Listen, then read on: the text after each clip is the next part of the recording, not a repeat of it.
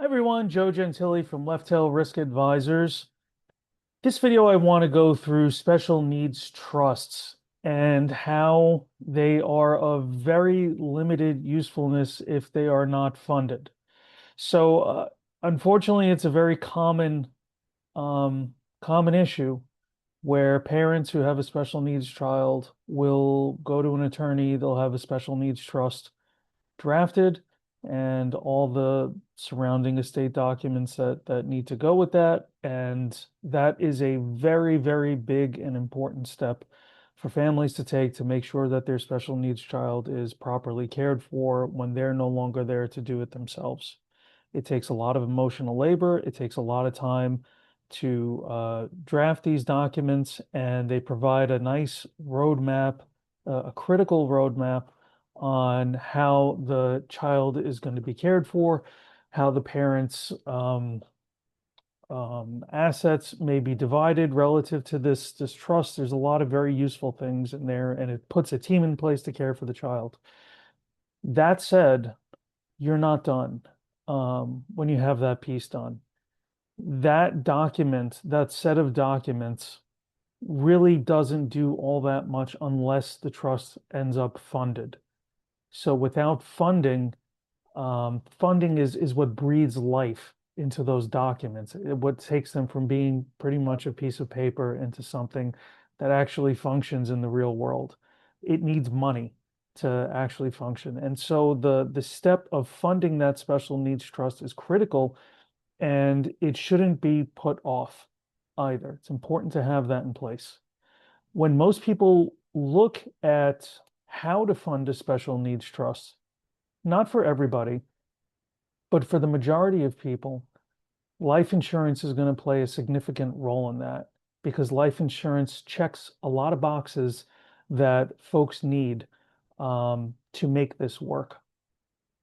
What life insurance does is it provides the money, the liquidity, really at the exact moment when it's most needed. Parents most need to have that trust fully funded to make sure that there's folks available and funds available to care for their child when they pass. And that's exactly when life insurance provides that money. And what it also provides that, frankly, investments are not very good at is it provides a level of certainty that the amount of money that you deem necessary to care for your child is going to be there when you need it. And that's what I think personally, probably the most attractive trait of life insurance with regards to special needs planning. It's the level of certainty that it provides that the funds will be there. If you have a properly designed life insurance policy and you're using the appropriate type of life insurance policy to accomplish that goal.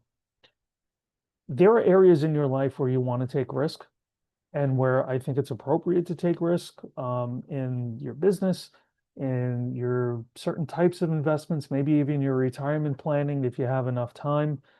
And when you do that, you accept the possibility that the investments may not perform as you're hoping or expecting, and there may be a shortfall, and you're okay with taking the consequence of that shortfall, right? The consequence of that shortfall is the business may fail. You may have to try something else. The consequence of under saving for retirement is you may have to work a few more years in order to plug that gap. But when you're dealing with special needs planning and the consequence of failure there is that you could pass away and there's not enough money in that trust to properly care for your child, to me, that is an unacceptable consequence. So this is an area in life where I think most people should and will want to be conservative in making sure that they get to the outcome they want versus taking on the risk of maybe overperforming and doing better than you had hoped, but also maybe missing the mark.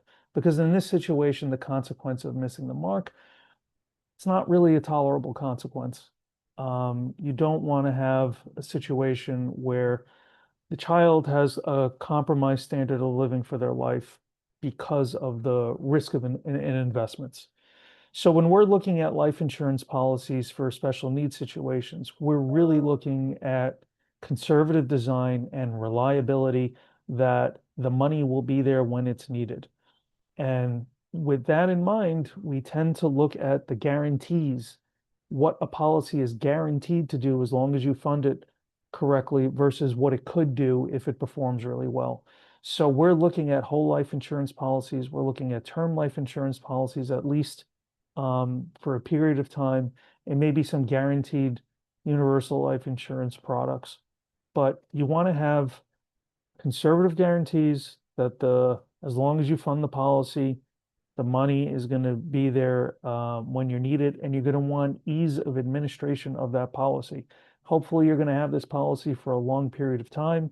There may be periods of time that you have it where you're not regularly consulting with a life insurance advisor, and you're going to want to have something simple to administer where as long as you pay the premium, the policy stays in force. It doesn't require a lot of expert advice to keep that policy on track. So we want to look at simplicity and guarantees that it's going to be there when you need it.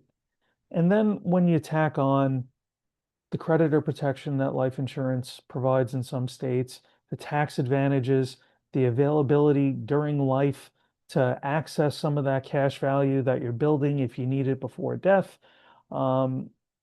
It's really kind of, for most people, it's almost a no-brainer that this should be part of their special needs planning. So, in summary, it's fantastic that you've taken the steps to put together the trust documents and the estate planning, but what really breathes life into it and makes it something that's going to protect your child when you're gone is the funding piece. It's making sure that special needs trust is funded. And for a lot of people, the safest way to fund that is going to be through a form of permanent life insurance or a combination of permanent and term life insurance. And I suggest that folks address that sooner rather than later. You never know what happens with regards to life and in regards to your health and your ability to get life insurance. So it's not something that I think should be tabled. That said, if you have any questions, please feel free to reach out. I think this is an important topic, so I really encourage you to reach out with any questions. And if you like this video, please give it a like and subscribe for future ones. Thank you. Bye.